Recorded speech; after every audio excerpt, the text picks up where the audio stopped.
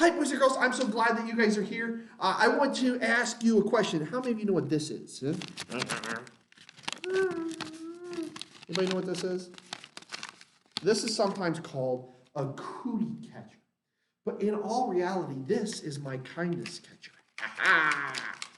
So I'm going to have the help of Miss Amy. You can't see her. She's over here off camera. But she's going to give me a number between 1 and 10. And we'll see what the kindness catcher says. Ready? Miss Amy? I want a 7. 7. Ready?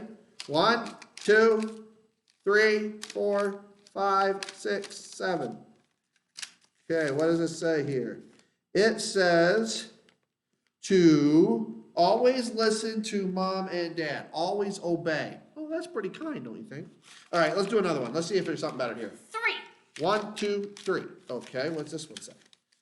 This one says to always help your friends when they are in need of help. Now, let's do this one more time. All right, let's see. One more. 9. 1, 2, 3, 4, 5, 6, 7, 8, 9. He gave me a big one. All right, and what's this one say? This one says to help our little brother or sister even if they're annoying. Those are different things that we can do to be kind. That's what my kindness catcher says. But we're going to actually talk tonight about a story in the Bible, an account in the Bible that actually shows kindness, even though it took a long time to get there. See, it all revolves around a couple of people. It revolves around King David, around his son Jonathan, David, and Mephibosheth. Now, before we get going any further, let me kind of point these people out to you. We have a really nice picture. Okay, up top on your right, you're going to see King David. He's up there tall and handsome. He's got a red bandana, some gray right by that. He was the king of Israel at the time. Right beside him, you have Jonathan, his son. And then right below him, you have Jonathan's son. His name is Mephibosheth. Now say that 4 times fast. Mephibosheth, Mephibosheth, Mephibosheth, Mephibosheth. Ha ha, I did it. His name is Mephibosheth. Can you say it? Try it. Okay, good job. Right next to him, you have David, who would someday be king. Here's the problem, though. King Saul hated David, couldn't stand his guts. But the problem is David and Jonathan are best of friends. The Bible says that they were closer than brothers. And Jonathan helped David escape from King Saul multiple times. And they made a promise to one another that no matter what happened to each of them, that they would always be kind to each other's families. See, it's never too late to be kind. It's never too late to be kind. Now we're going to fast forward from the time that promise was made to 16 years later. And in 16 years later, this is what the Bible says in 2 Samuel chapter 9. And David said, "Is there still anyone left of the house of Saul that I may show him kindness for Jonathan's sake?" Now there was a servant of the house of Saul whose name was Ziba, and he called him to David. And the king said to him, "Are you Ziba?" And he said, "I am your servant." And the king said, "Is there not still someone of the house of Saul that I may show kindness of God to him?" Ziba said to the king, "There is still a son of Jonathan. He is crippled in his feet." Then the king said to him, "Where is he?" And Ziba said to the king, "He is in the house of Machir, the son of Ammiel, at Lo-debar."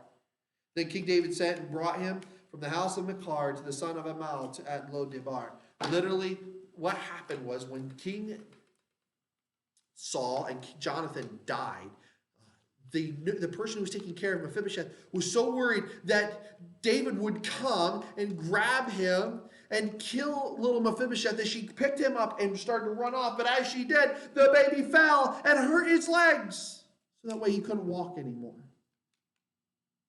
But David here looked at this and inquired of Ziba, the servant of Saul, said, "Is there anybody left of his family? Because I want to be kind to him, because I made a promise to Mephibosheth. See, it's never too late to be kind. It's never too late to be kind. Well, you can only imagine how scared Mephibosheth was when he went before King David. It had been 16 years.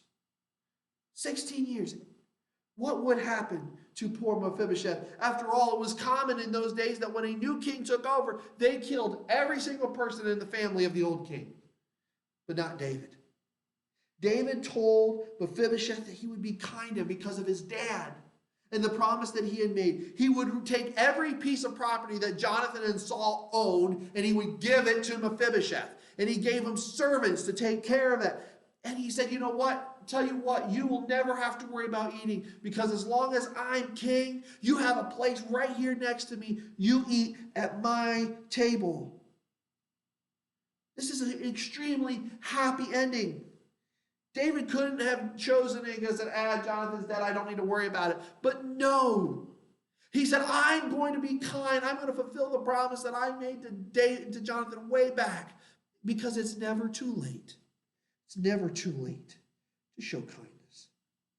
King David had fought battle after battle after battle after battle, but he still wanted to show kindness to Mephibosheth. What about you, though? Were you kind? You know, it's never too late to be kind and to show kindness. Let's stop and let's think for a moment.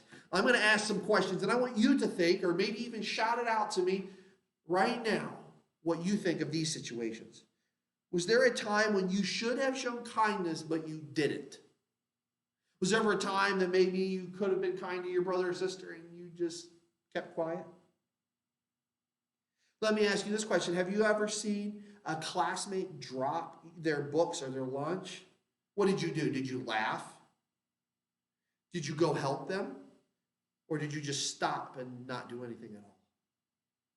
It's never too late to show kindness.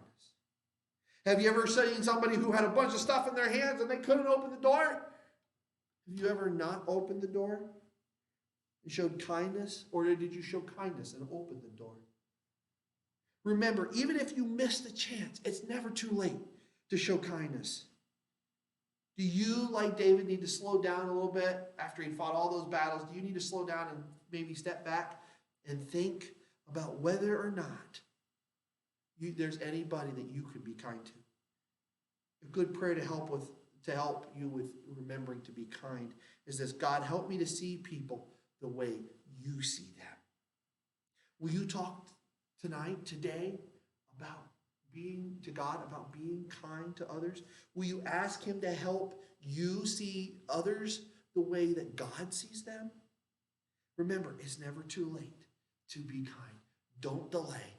Be kind right now. I hope you guys are having a great week, and I can't wait to hear about all the kind things that you guys are going to be doing. All right, I'll see you later, guys. Bye.